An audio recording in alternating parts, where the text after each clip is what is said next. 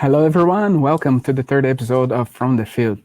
As I remember, From the Field is a technical show from the New Zealand team, and we talk about tips and tricks, some solutions, and lessons learned in the field from New Zealand. And today I have two special guests, two of my favorite people here on AWS New Zealand. One has a decade of experience in designing complex systems for enterprise, and another one is a developer by heart with a huge experience around financial systems. We have Vish and Ratan. Welcome, folks. Thank you, Eduardo. Thanks for hosting us. That's beautiful. So before we jump in on our discussion today, why you guys don't introduce yourself for everyone that is watching? Let's start with you, Ratan. Thanks, Eduardo. So, hey, I am Ratan Kumar, one of the solutions architects in AWS New Zealand. I work with some of the large enterprise organizations, especially in telco and utility segment, helping them on their cloud adoption journey, helping them with best practices of building in cloud, making sure that they are architecting their solutions using in a way that it's optimized for cost, optimized for performance, and resilience. I've been in architecture for, as you mentioned, over a decade, and it's an area that I really enjoy. Great, thank you for the introduction. The mic is yours, Vish. Welcome. Thank you, Eduardo. So I'm a solution architect. My full name is Vishwanath Naik. It's quite long, and my friends and colleagues like you call me Vish to keep it short and simple.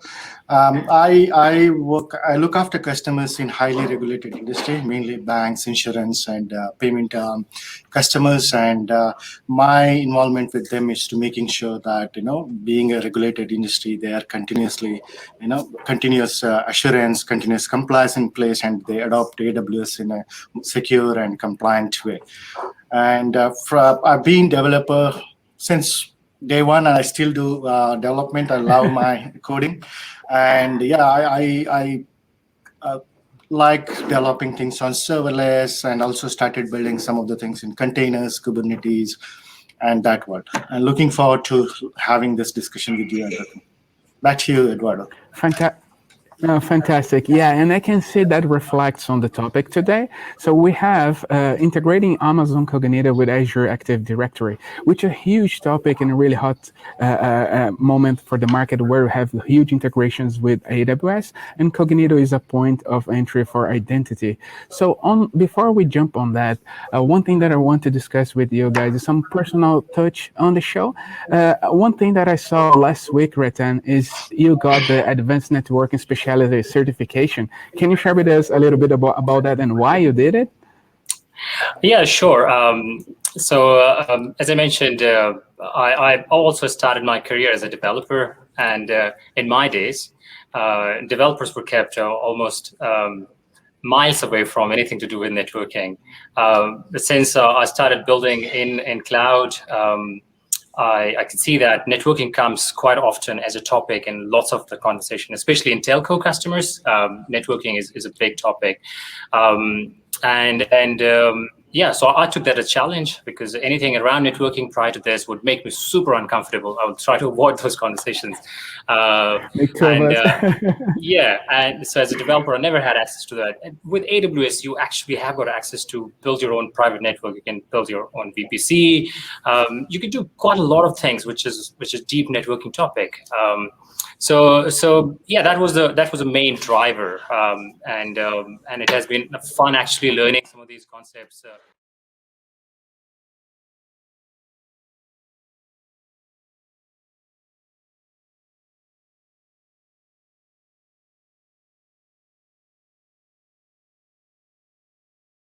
AWS, who has been my mentor and to continue supporting and answering my silly random questions. No, that's excellent. Thank you for sharing that.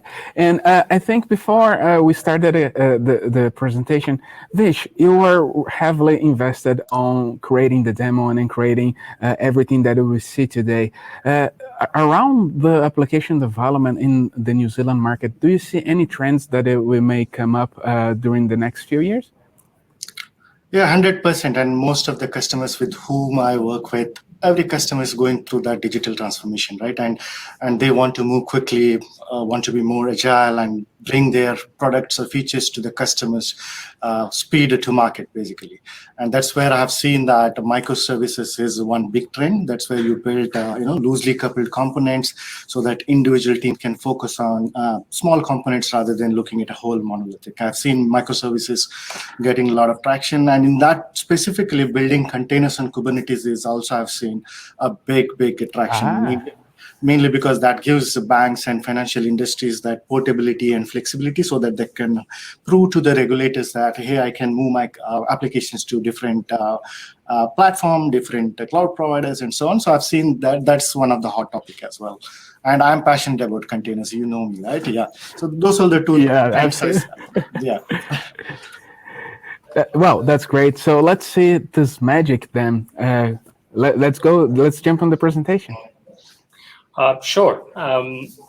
So it's a quite an interesting topic. I mean, this is one of the topics that has been coming quite often with a number of my customer interactions, where developers are building applications, and one of the problems that always keeps coming in the way is the challenge of what I call identity and access management. Providing secure authentication. And all those requirements.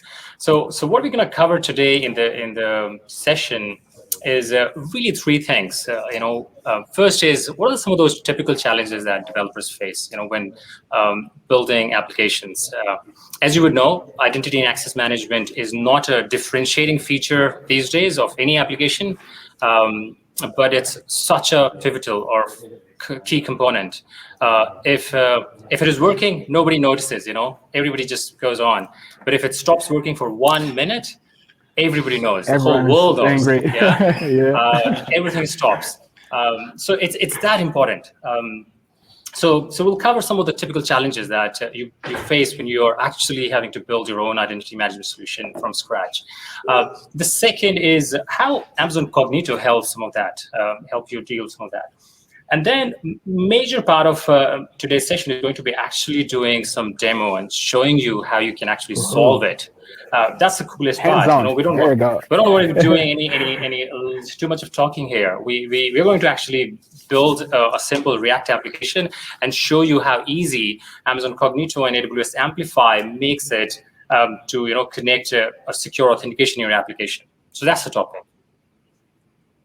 So what are some of the key identity and access management challenges? The first and foremost, if you've ever been involved into building your own identity and access management challenge solution from scratch, you would know that it's a hard work. It's a lot of work, and investment in this area is really hard to justify. Primarily because for most businesses, this is not your key or differentiating feature. So that's the first thing. There's constant requirements to support things like social authentication with your corporate identity store, Shibboleth or Azure Active Directory, and those things. Implementing that, you have to write a ton of code. You have to write a ton of code, which you need to manage, you need to look after. There are these identity and management related protocols, OpenID Connect, OAuth2, which is making obviously application environment much secure. But there is a lot of black magic that goes behind the scene, and it's a very specialized skill that you need to be able to master before you can actually implement them in your own custom identity management solution. And finally, as we all know, our applications are constantly operating in an increasingly hostile environment. I know.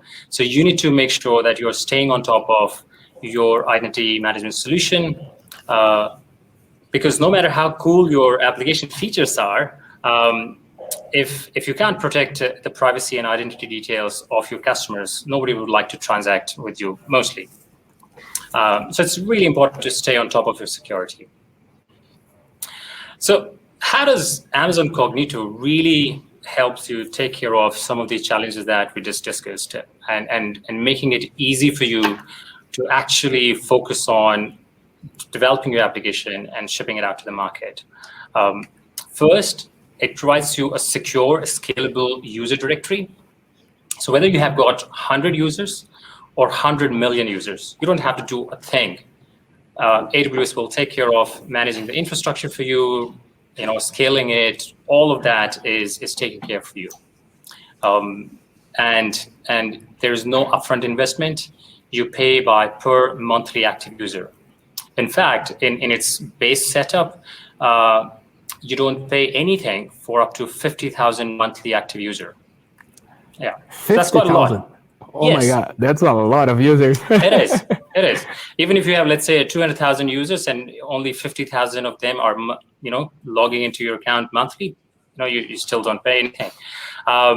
Second, it makes it really easy to integrate authentication into your application. And this is something that we're going to actually show you. So I'm not going to talk a lot about it. We'll actually show you. Third is, suppose all the modern identity management standards, OpenID Connect, OAuth 2, SAML. It has some of these interesting modern features like adaptive authentication, where if we recognize that there was some suspicious activity with a particular user's account, like logging from a different country or something, they can be forced with additional level of challenges.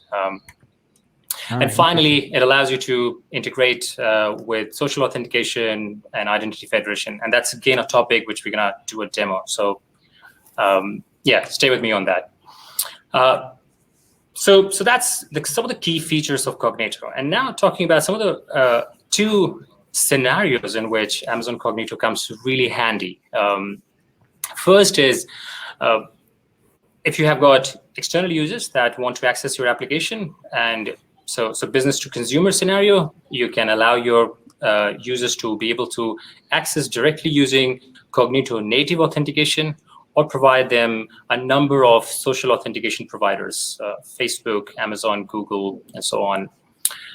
Second is, if you have got internal staff members, administrative users, and those people who need to access using their own corporate identity, we support SAML, and you can connect with your enterprise directory like Shibboleth or Azure Active Directory or ADFS, and allow them to authenticate. So business to employee scenario as well is covered. So that means the topic today, we are just talking about Azure Active Directory, but we can connect with more than one in this case. Absolutely, absolutely, you can. And we'll cover that as we go in the demo, that though the topic for the discussion is Azure Active Directory, which is something that we have been seeing quite a lot coming in enterprise segment especially, but we want to make sure that we show you that how Amazon Cognito helps you make it easier for your developers to add social authentication and additional IDPs into your app. Cool, so actually demo time. But before I get into the demo, I just want to talk about what we're gonna be building today, So we're actually building a really simple React application, and which will get into the nitty-gritty of what we are going to actually do. And there are three simple steps in a single page application, if you're familiar with it. So the first step is where we're gonna actually set up an Amazon Cognito user pool, connect it with Azure Active Directory, which is the very first step, and then which is going to actually show a simple React app and integrate with APIs and show you how to do a group-based authentication, which is one of the topics that we wanted to dive a bit deeper into. Cool. So I will get into the demo mode now. Let's pray for the demo gods now. Help demo us. God. Action time. Be happy with me. Here you go. All right. So I hope you can see Amazon AWS console. So here we're going to look for Cognito as a service. As I said, Cognito is the identity access management solution. We'll go into user pools.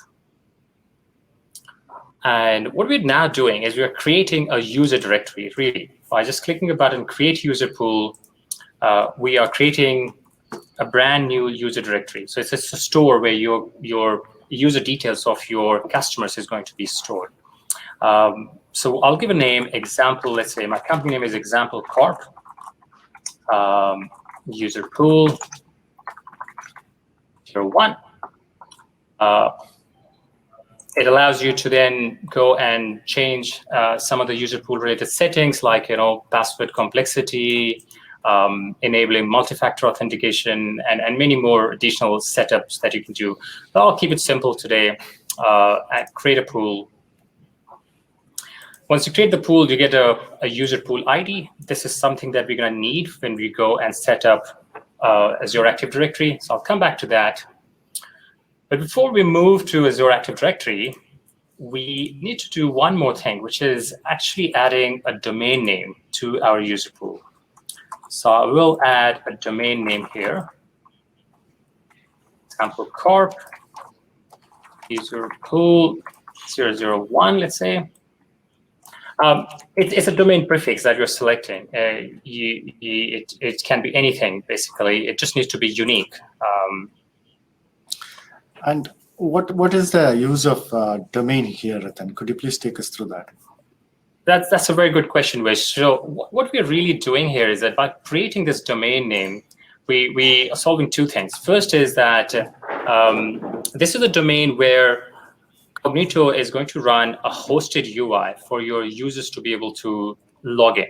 So Cognito out of the box provides a feature of hosted UI, which I'll show you that what it looks like, where you have got access to all the different identity providers that your application client has got access to. And the second thing is this is the endpoint where Azure AD will be sending the SAML assertion back to Cognito. Got it. So it acts as a relying party. Yes, this exactly. That's what it does in technical terms. You can use your own domain name if you have, and that's also supported here. So I don't need to code anything on that hosted UI screen then? So it's all code generated by Cognito. All right. Absolutely, absolutely. So if you don't have a very specific requirement to actually code your custom login screen, it works. It works in those kind of scenarios. So yeah, I have added a domain name to my Cognito user pool. And now I am pretty much all set to actually go and start adding Cognito as a relying party in Azure Active Directory.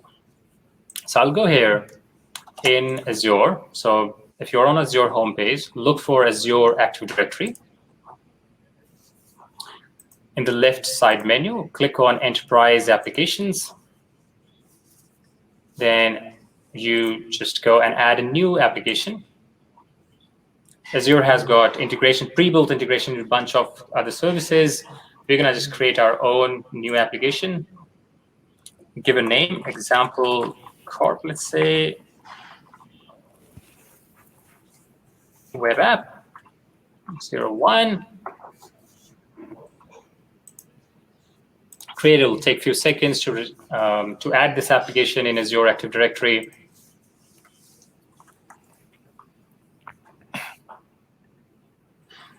And what kind of information from Azure we need to get to connect with Cognito? Yeah, that's. I'm coming to that. Oh, it looks like there's some interesting challenge with Azure today. That's always the case. It will get created, Ratan. Sometimes I've seen the UI is showing error. So okay. So I will go back to Azure. Okay, yeah. Hard refresh always works. Yeah. Right. So yeah. So the application that we just created is here. What I'll go is now I'll start setting up single sign-on. I'll choose SAML as a protocol, security assertion markup language. And coming back to Eduardo, your question, these are the two required information that Azure Active Directory needs from Amazon Cognito. So the first one is, it's called identifier ID. And I have got a format in which it expects this. So I've just pasted that there. And it needs to end with your Cognito user pool ID. So that's what I'll go. I'll go here. And once I created the user pool ID, I had the, or user pool, I had the user pool ID there. So I'll copy that. and paste it here. So it starts in a very specific format, and there are documentation available on our Cognito website that which form it needs to be. And then we need to provide that URL where SAML response is going to be sent. And the format for that looks like this, where all that I need to do is in that replace the Cognito domain prefix that I just added. So I'll go back to Cognito, look for the domain name, and I'll copy this domain prefix, paste it there. So it's domain prefix, auth, then your region in which you have built this Cognito user pool, amazoncognito.com, SAML2, IDP response. So that's how it looks like.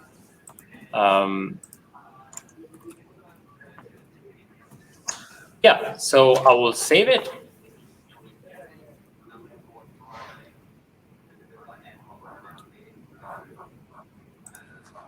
And then I can close this. It's asking me to test it. I'll say no, test it later.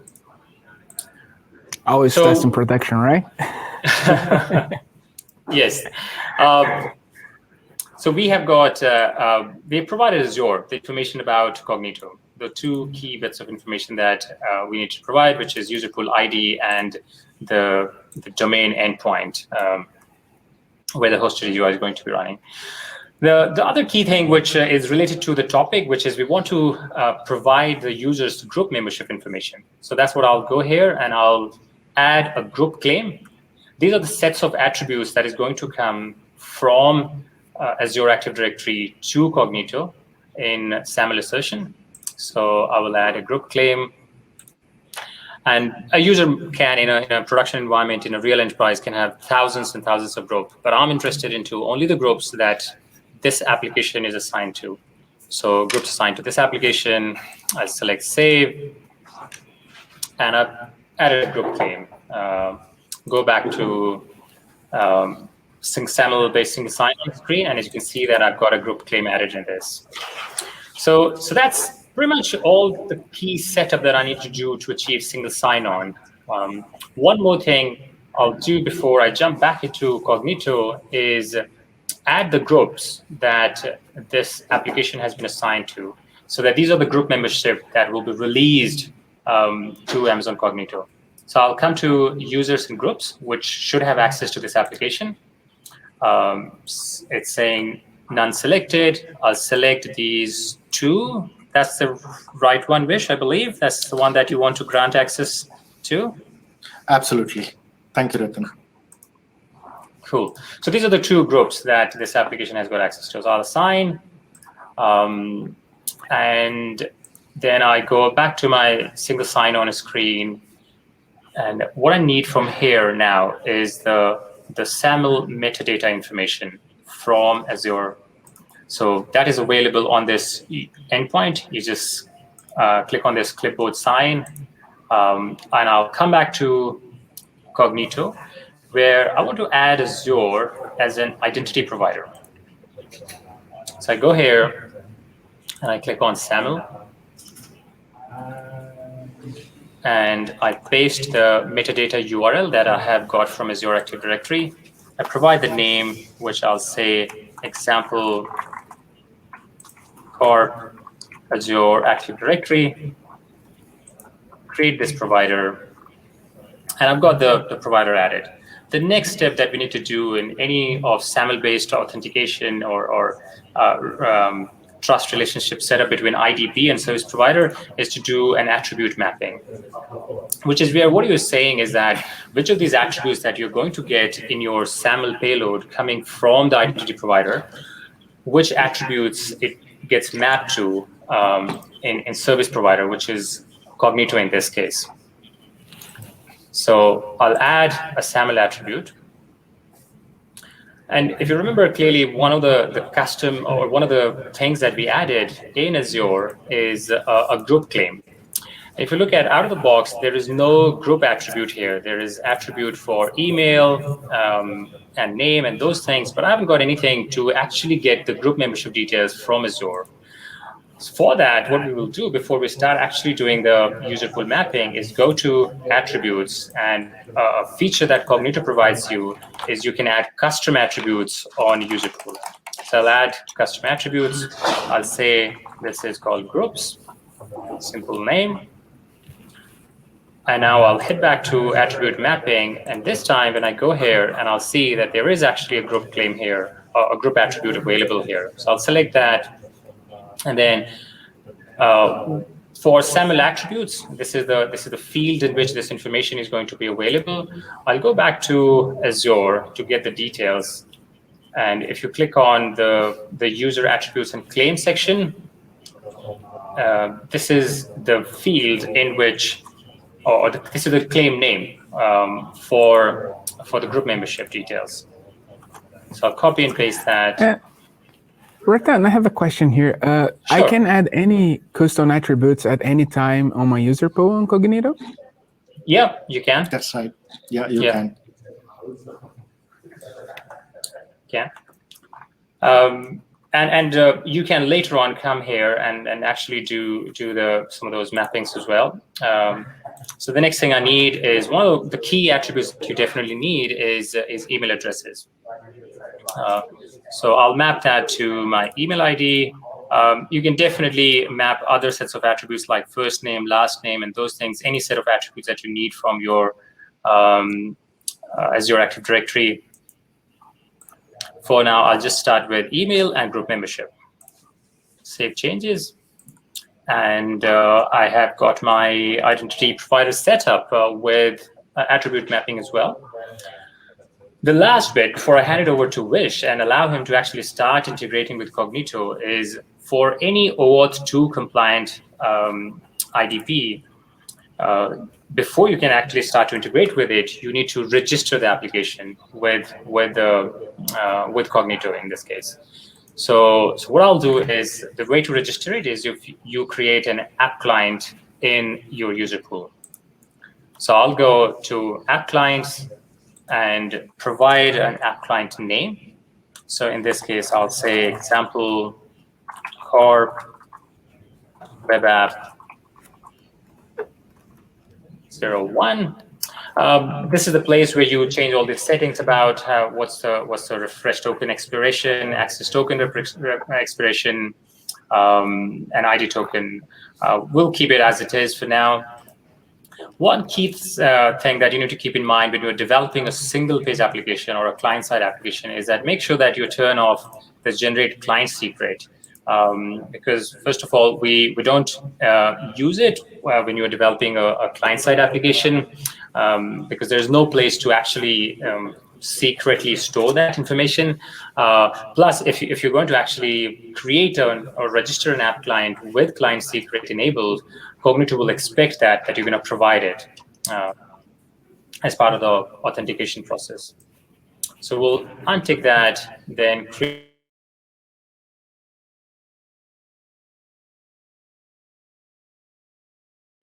registered with user pool. The last bit that I need to do is tell that, hey, which identity providers I want to enable on this application. So you can select Azure Active Directory. We can also select Cognito user pool to allow users to log in using Cognito native authentication.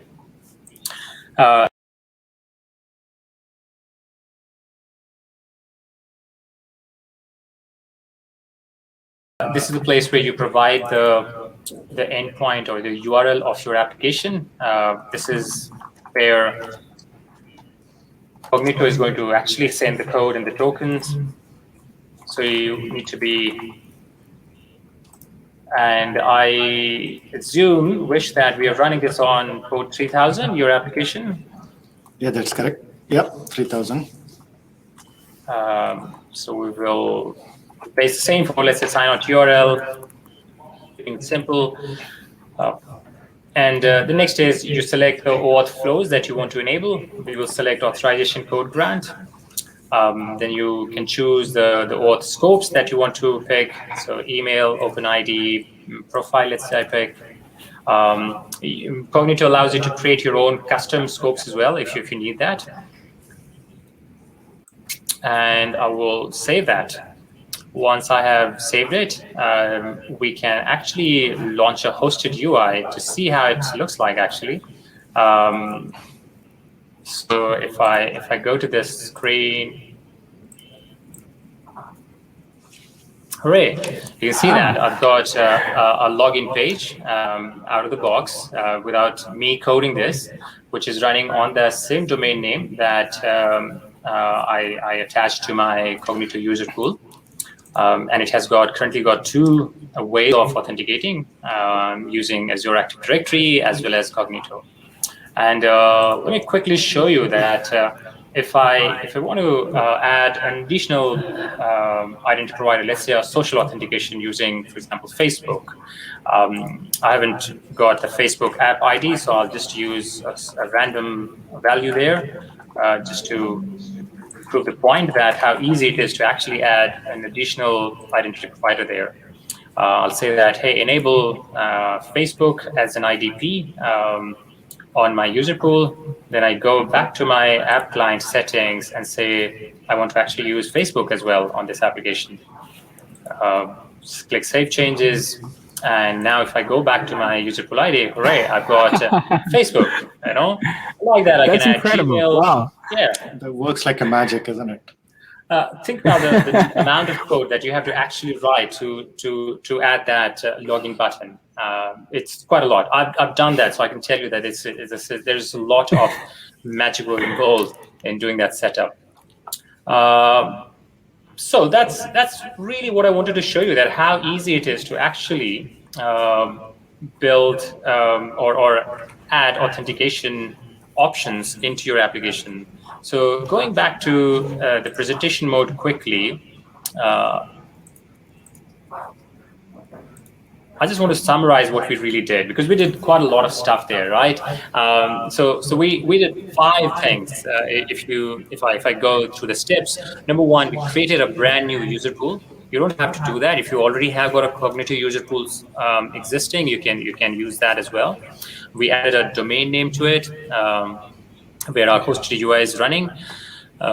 We then registered an app client that we spoke about. We went into Azure Active Directory and enabled single sign-on with the Amazon Cognito. We came back into user pool, Amazon Cognito user pool, and added Azure AD as a federated identity provider. And then we did the attribute mapping to say that, hey, these attributes from Azure needs to be stored in these attributes in Cognito user pool. Hey, Ratan, one question there. So being developer, I may not be liking using console that much. So can we automate all those things using CLI or any other way? Absolutely, absolutely. I'm not sure about the Azure part. I'm not an expert in Azure AD, but everything that we did within Cognito, absolutely, you can automate through a CLI, or if you write CloudFormation or Terraform, you can do that as well. Infrastructure as a code all the way, right? Yes. Cool. Okay, so now I hand it over to you, Vish.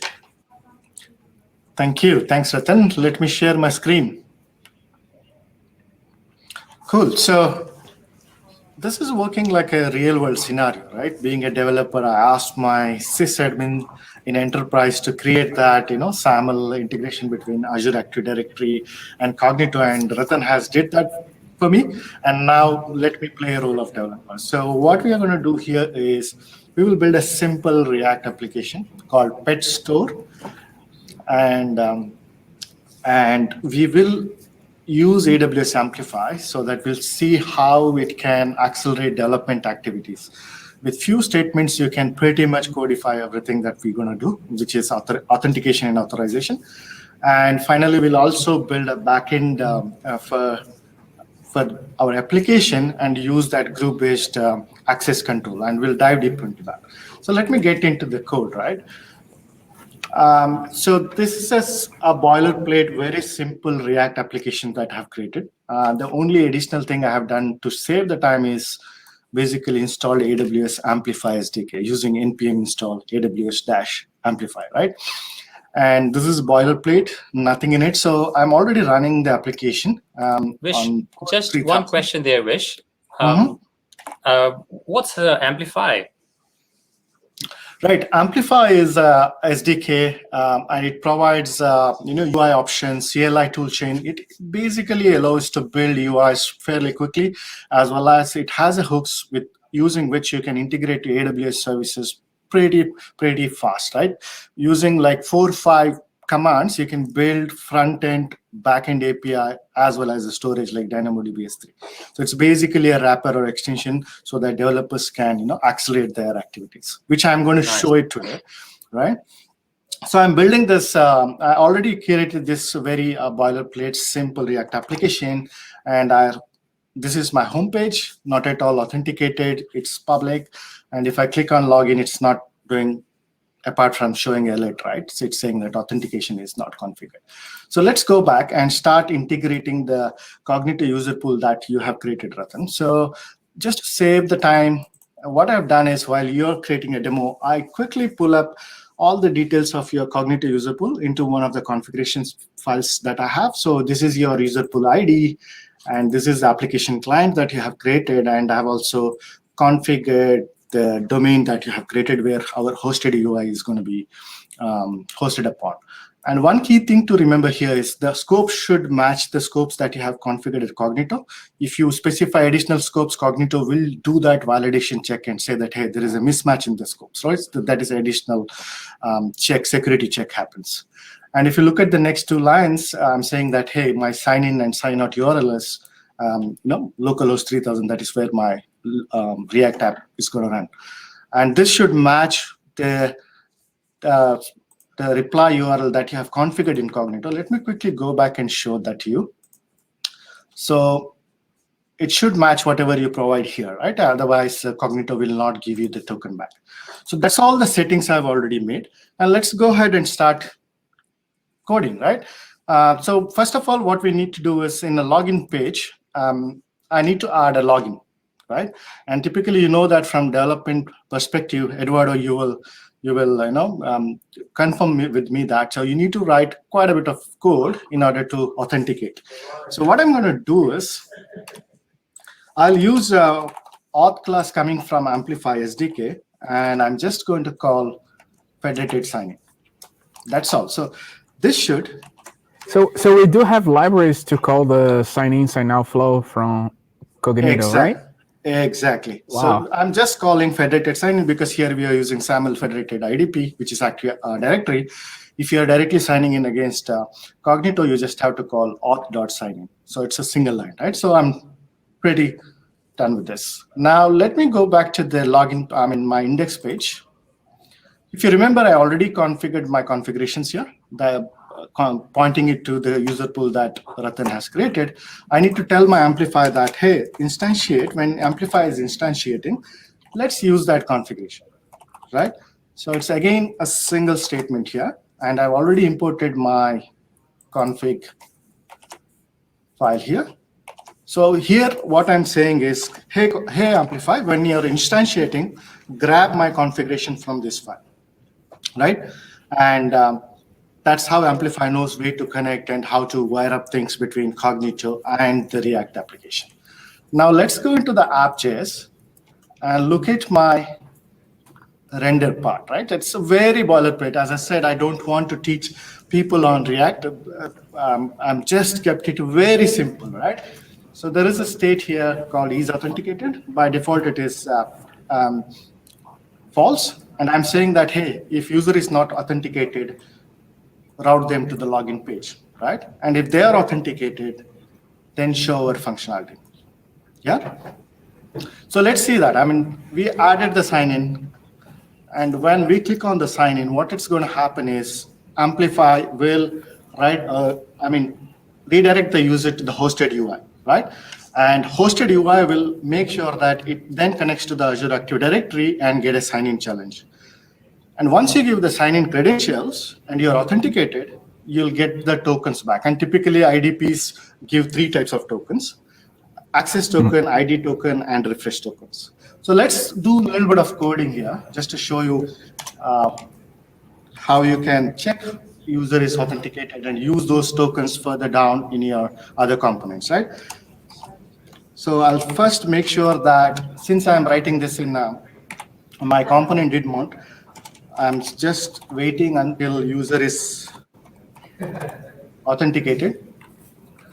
And while writing, I'll tell one thing. I mean, if you're developing this application for your production, then I would strongly recommend use React's context, or use context, or use reducer, so that you do all those things in a central place and pass the authentication information down to children components, right? Rather than passing through a states everywhere and having that difficulty. So here I'm waiting for user to get authenticated. And once he's authenticated, let me declare a few constants to store my tokens, right? So again, single statements.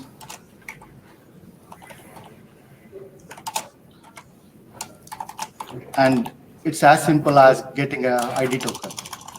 So let me say.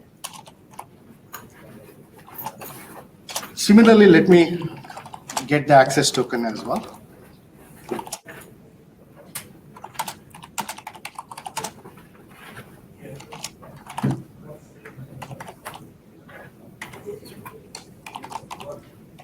Without Amplify SDK. Yeah. So now Amplify will give me that ID token, access token in the single statements. So I've written one method of mine so that I change the state of the variable. So he's authenticated. I'll pass that, hey, I know that user is now signed in. I'll pass some additional information. As I said, this is not a good practice what I'm doing. You should be considering using reducers or contexts so that you manage this in central place.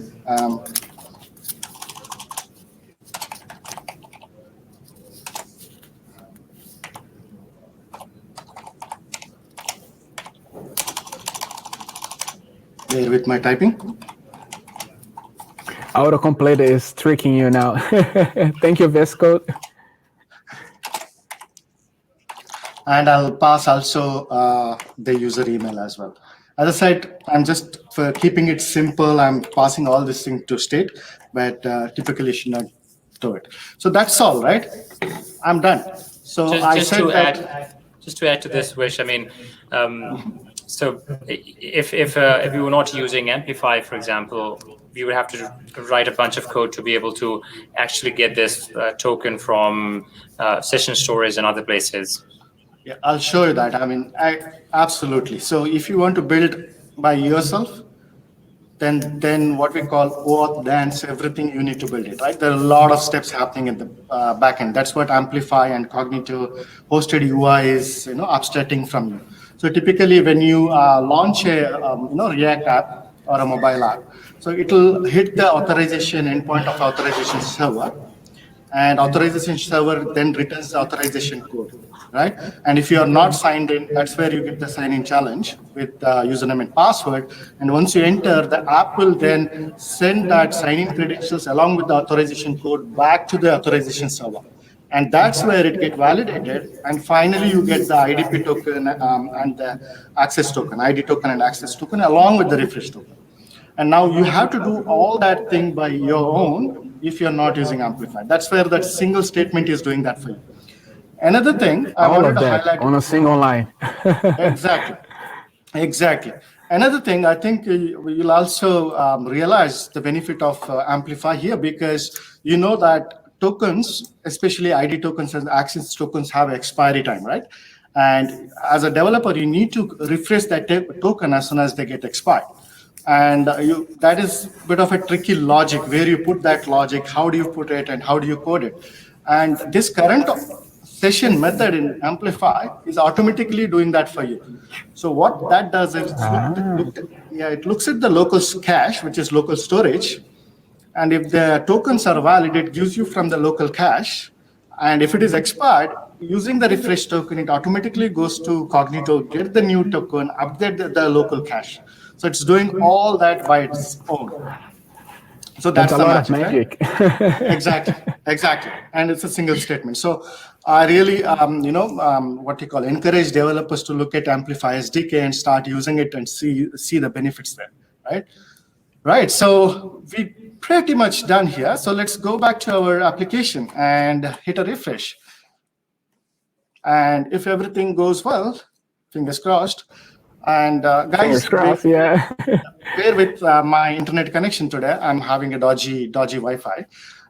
So let me log in now. And if everything is working, it should redirect us to the hosted UI, what Ratan has created. And if you notice here, that is the domain, what you have created, Ratan, and it's pointed there.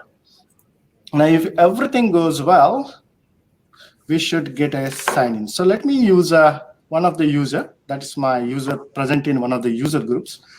Let me use that and try to log in. So just to add to the context while you're logging in, Vish, so we're just logging in as a normal user, to show that what this user can do in this pet store, for example. Yeah. So correct. This is where you created 2 groups on Azure, right? So I remember selecting 2 groups. Exactly. So what's the difference between them?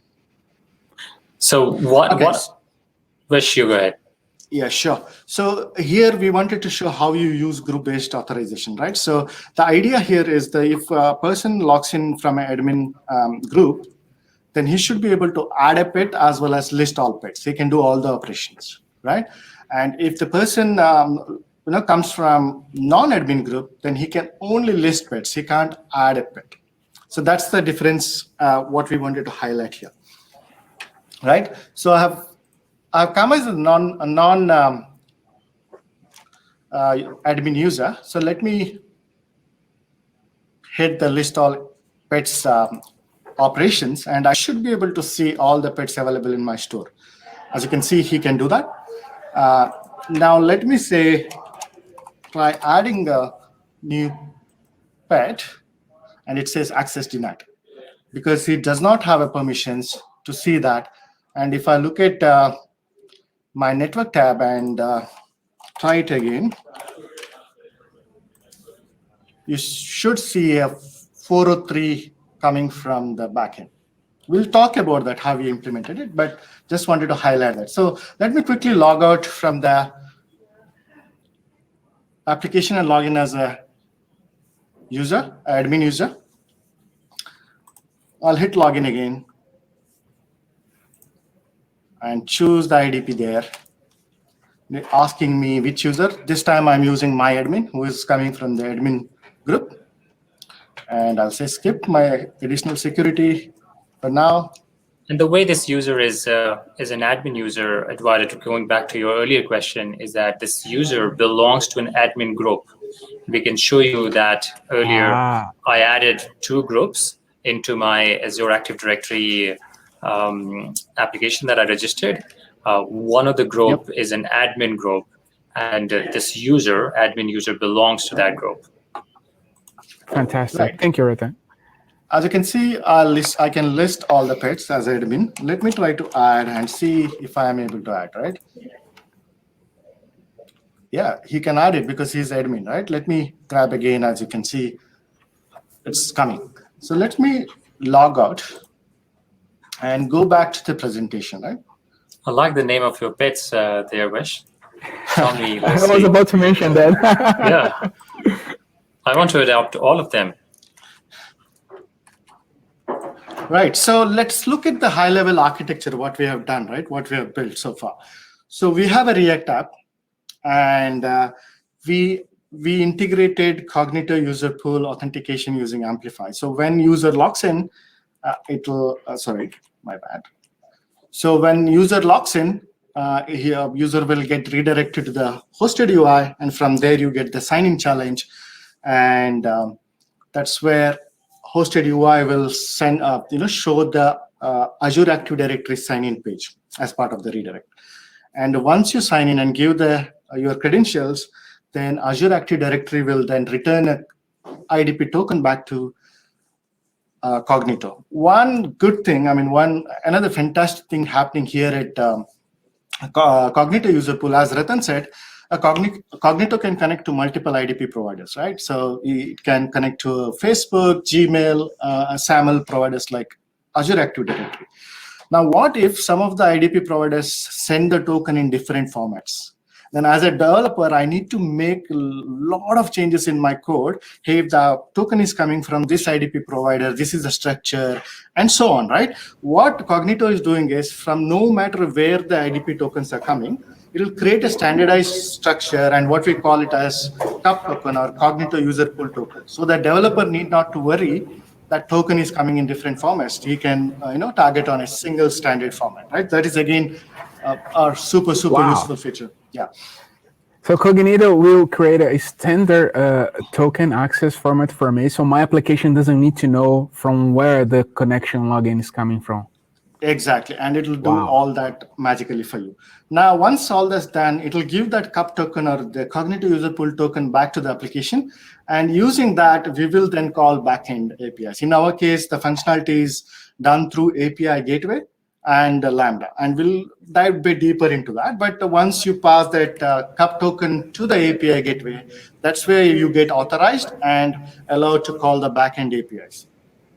But interesting, one of our major focus here is to use group-based access control, right? So we talked, Eduardo, that how we use two user groups in Azure Active Directory and making, the operations deny or allow based on their, group. So how we did that? Let's look at that and dive a bit deeper into it, right? So in Cognito, there are two types of authorizers. One is Cognito authorizer and another one is Lambda authorizers. Typically, Cognito authorizer, you do it for Cognito user pool to validate against access token and scopes. But if you want to do some custom authorization, such as group membership authorization, which is coming from a claim, that's where you need to do that in a Lambda authorizer, which is also known as custom authorizers. And Lambda authorizer is what we are using today. And how that works. And Vish, before I move forward, you mentioned claims. So these are the claims you configured on Azure side, so then you can match them on the Cognito side. That's correct? Exactly. And we'll get that users group information in that claim. And that claim is only available in ID token. It will not be available in access token because it's part of a user's identity. And that's why you have to use Lambda authorizer. And I'll show you that how we have used it. Before moving that, how Lambda authorizer works is basically you'll hook a Lambda authorizer with API gateway, and every time you call a API gateway endpoint, API gateway will invoke the Lambda authorizer, right? So you basically application will send a JOT token or a JSON web token. In our case, it's ID token. And API gateway will then invoke the Lambda authorizer. That is where you do the membership check, which is group-based check, what we are doing. And Lambda authorizer will then tell the API gateway whether it is allowed or not allowed. And based on that, if it is allowed, it will allow you to invoke the backend, right? And so everything works. If it is denied, you will get 403. Let me quickly show you how. And the 403 is the error we saw on the Chrome developer tools, right? So this is 403 from the server, right? Yes, that's correct. So let me quickly show you how we have configured the API gateway. Since we want to utilize the time, I already pre-configured this. So as you can see, we created a Lambda authorizer here, and it has a backend Lambda running. And as I said, every request comes to the Lambda API gateway will invoke this Lambda function, which is authorizer. And if you look at the endpoints, we got two endpoints, right? One is list all pets, which is a type of get. And if you look at the method itself, it's still loading.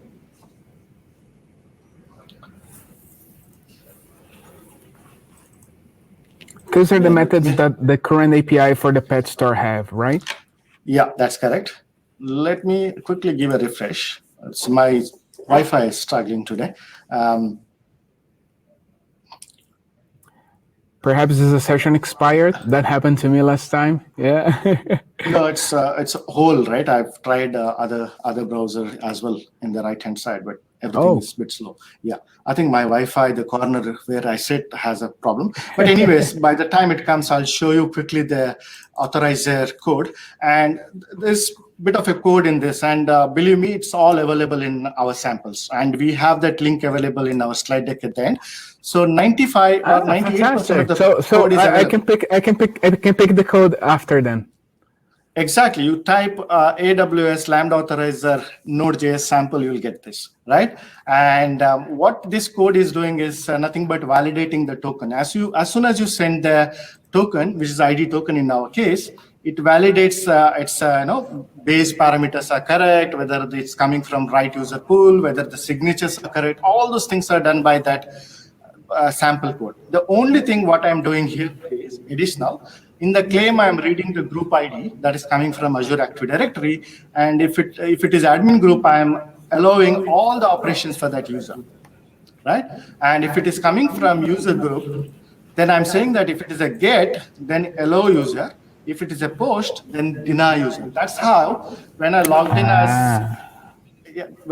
as non-admin, I was able to list all the pets because it's sending me the allow back policy. Whereas when I did a post, which is my add a pet, that's where it said deny, and the API gateway did not allow to invoke the backend Lambda rather than send back the 403 status back, right? So this is how it is working under the hood.